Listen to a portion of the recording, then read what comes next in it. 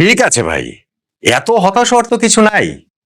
হ্যাঁ, পাকিস্তানের বিপক্ষে মিরপুর টেস্টের প্রথম দিন শেষে বাংলাদেশ যেরকম একটা ডোমিনেটিং অবস্থায় ছিলাম আমরা, দ্বিতীয় দিন শেষে সেটা নেই। আমার কাছে তো মজাই লাগছে, কারণ এটা টেস্ট ক্রিকেট। এটা ক্রিকেটারদের স্কিল এবং মানসিকতার আক্ষরিক অর্থেই টেস্ট নেয়, পরীক্ষা নেয়। সেই পরীক্ষায় প্রথম দিনে বাংলাদেশ খুব ভালোভাবে পাশ করেছে, দ্বিতীয় দিন আমরা সেটা পারিনি। কিন্তু এখনো তো এই টেস্টের 3টা দিন হাতে রয়েছে। আর টেস্ট ক্রিকেট মানেই উত্থান পতনের খেলা, ভুল শুদ্ধের খেলা, রহস্য রোমাঞ্চের খেলা।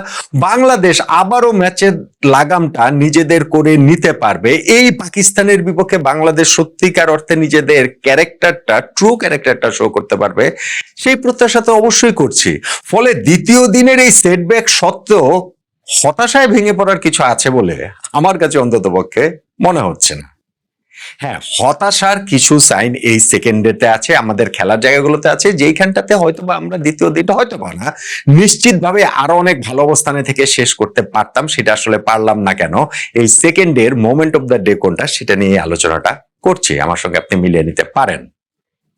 দেখুন, বাংলাদেশ এই টেস্টের প্রথম ইনিংসে আমাদের টার্গেট ছিল প্রথমত 400 রান। আর প্রথম দিন যখন আমরা শেষ করেছিলাম 4 উইকেটে 301 রানে, তখন আসলে আমাদের টার্গেটটা 400 থেকে বেড়ে 500-তে চলে গিয়েছিল।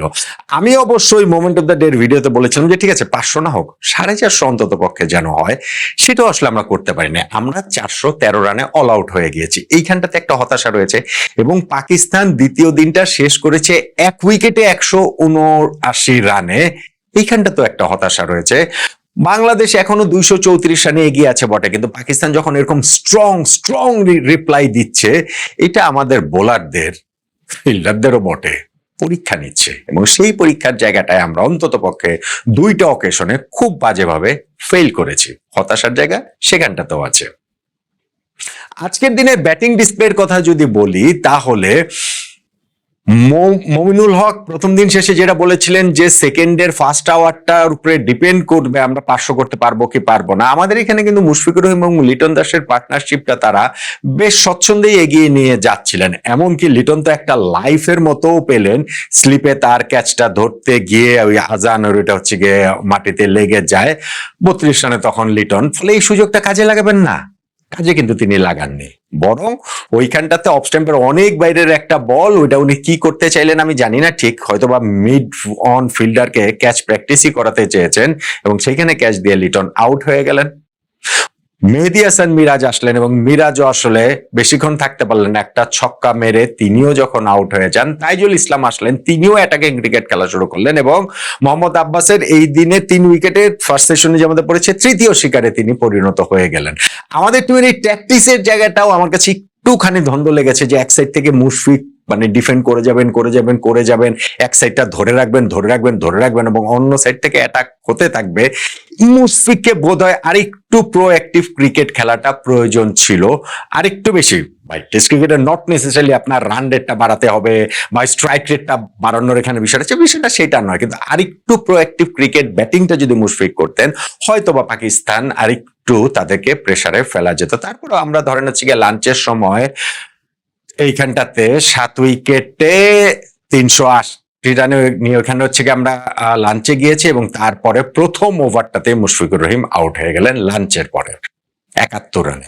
আজকে মুশফিকুর রহিমের 39তম জন্মদিন, এবং সেই জন্মদিনে আরো একটা সেঞ্চুরি যদি তিনি করতে পারতেন, অসাধারণ একটা ব্যাপার হতো। কিন্তু শাহিন আফ্রিদির ভেতরে ঢোকা বলটাতে লাইন মিস করে তিনি বোল্ড হয়ে গিয়েছেন। আমি যেটা বললাম যে হয়তো আরেকটু প্রোঅ্যাক্টিভ ব্যাটিং তিনি আসলে করতে পারতেন। ইবাদতকে আউট করে মোহাম্মদ আব্বাস ইনিংসে তার 5 উইকেট হয়ে গেল। লাস্ট উইকেট পার্টনারশিপটাতে 29 রান এসেছে, তাসকিন আহমেদ 28 রান করেছেন, এবং তাতে বাংলাদেশের স্কোরটা 400 পেরিয়ে 413 পর্যন্ত যায়। ফলে এইখানটাতে আমাদের হতাশের যে জায়গাটা, যে সেকেন্ডের শুরুটাতে মুশফিক লিটনের পার্টনারশিপটা বেশ কিছুটা সময় থাকলেও লিটন একটা লাইফ পাওয়া সত্ত্বেও ওই সময় তিনি ওইভাবে উইকেটটা বিলিয়ে দিলেন, এবং মুশফিক হয়তো বা আরেকটু যদি ভালোভাবে ব্যাটিং মানে আরেকটু কি বলা চলে যে পাকিস্তানের বোলারদেরকে ডমিনেট করে ব্যাটিং করতে পারলে হয়তো বা আমাদের জন্য কিছুটা ভালো হতো। কিন্তু হতাশার আরো বড় জায়গা সম্ভবত আমাদের বোলিং এবং আমাদের ফিল্ডিং। এই যে পাকিস্তান 1 উইকেটে 179 রান করে ফেললো, হ্যাঁ উইকেটটা ব্যাটিং এর জন্য প্রথম দিনের চেয়েও আরো সহজ হয়ে গিয়েছে, কিন্তু আমাদের বোলাররাও ঠিক লাইন লেন্থ মেনটেন করতে পেরেছেন সেইভাবে না। আপনি দেখেন আমাদের নাহিদ রানও যে ওয়েওয়ার্ড বোলিং করেছেন, তার বলে একের পর এক 4 মেরেছেন। আমাদের স্পিনাররা এসে সে রানের গতিটা একটু কমানোর চেষ্টা করেছেন, বাট স্টিল দেখেন পাকিস্তান তারা শুরুই করেছিল টিপ ডেকে, যখন যায় প্রথম 10 ওভারে তাদের 50 রান হয়ে গিয়েছিল। আমাদের যেটা হতাশার জায়গা সেইটা হচ্ছে গিয়ে আমরা ব্রেক থ্রুটা দিতে পারতাম যদি আমাদের ফিল্ডিং ভালো হতো। আমাদের স্লিপে 2টা ক্যাচ পড়েছে এবং সেই 2টা ক্যাচ ফেলেছেন আমাদের 2 ওপেনার মাহমুদুল হাসান জয় এবং সাদমান ইসলাম। জয় ফেলেছেন ক্যাচ ইমামুল হকের, সেই ইমামুল হককে পরে আবার আম্পায়ার একবার আউট দিয়েছিলেন নাহিদ রানার বলে, সেটা ডিআরএস নিয়ে তিনি বেঁচে গিয়েছেন। ফাইনালি গিয়ে তিনি 45 রানে আউট হন, ততক্ষণে ওপেনিং পার্টনারশিপ আজানের সঙ্গে তার 100 পেরিয়ে গেছে, 106 রানের ওপেনিং পার্টনারশিপ। মিরাজ ওই ব্রেক থ্রুটা দেন দুর্দান্ত একটা ভেতরে ঢোকা বলটাতে, যেটাতে হচ্ছে গিয়ে এলবিডব্লিউ হয়ে গিয়েছেন ইমামুল হক।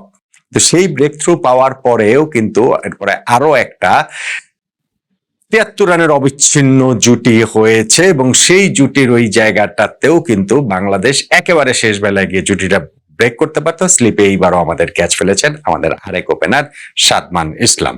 ফলে আমাদের এই যে 2 ওপেনার মাহমুদুল হাসান জয় এবং সাদমান, এই দুইজনই নিজেদের ইনিংসে আউট হয়েছেন পেছনে ক্যাচ দিয়ে, এবং দুইজনই সেই পেছনে দাঁড়িয়ে স্লিপ কর্ডনে তারা 2টা ক্যাচ যে ফেলেছেন সেইটা আসলে ফ্রাস্ট্রেটিং। এবং অবভিয়াসলি আমাদের বোলারদের পারফরমেন্সটা যে আপ টু দ্য মার্ক ছিল তা নয়, সেই কারণে পাকিস্তানের স্কোরটা 1 উইকেটে 179 পর্যন্ত চলে যায়। সেই কারণে পাকিস্তান বাংলাদেশের 234 রানের মধ্যে চলে আসে। ভাই টেস্ট ক্রিকেট এটা হচ্ছে কি এখনো মানে লং ওয়ে টু গো, 2 দিন গেছে, আরো 3 দিন বাকি রয়েছে। অ্যাপারেন্টলি পাকিস্তান এখন আপার হ্যান্ডে আছে, কিন্তু আমি যেটা বলছিলাম যে আমাদের ক্রিকেটারদের স্কিল টেস্ট করা, আমাদের ক্রিকেটারদের মেন্টালিটি টেস্ট করাটা হচ্ছে এই টেস্টটাতে, এবং সেইখানটাতে আমাদের ক্রিকেটাররা টপে থেকে বেরিয়ে আসতে পারবে, সেই প্রত্যাশার জায়গাটা আসলে কিছুটা করাই যেতে পারে। তাহলে আজকের যে এই সেকেন্ড ডেতে গেলো সেটার মোমেন্ট অফ দ্য ডে কোনটা বলবো? ক্যাচ মিস 2টাকে তো অবশ্যই বলা যায়, অবশ্যই সেটা বলতে পারি।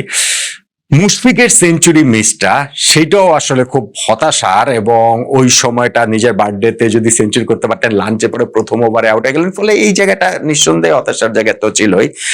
কিন্তু আমার কাছে আসলে মোমেন্ট অফ দ্য ডে যদি বলি তাহলে লিটন দাসের উইকেটটা, স্পেশালি তিনি একটা লাইফের মতো পেলেন, তারপরে গিয়ে তিনি যেইভাবে নিজের উইকেটটার ভ্যালু করতে না পেরে আউট হয়ে গেলেন, ওইখানটা থেকে আমাদের স্কোরটা যে আসলে ঠিক 450-500 ওরকম পর্যায় পর্যন্ত যে যাবে না, মনে হয়েছে যে ওইটা আমাদের জন্য একটা বড় সেটব্যাক ছিল। লিটন দাসের উইকেটটা আমার কাছে তাই এই সেকেন্ডের মোমেন্ট অফ দ্য ডে।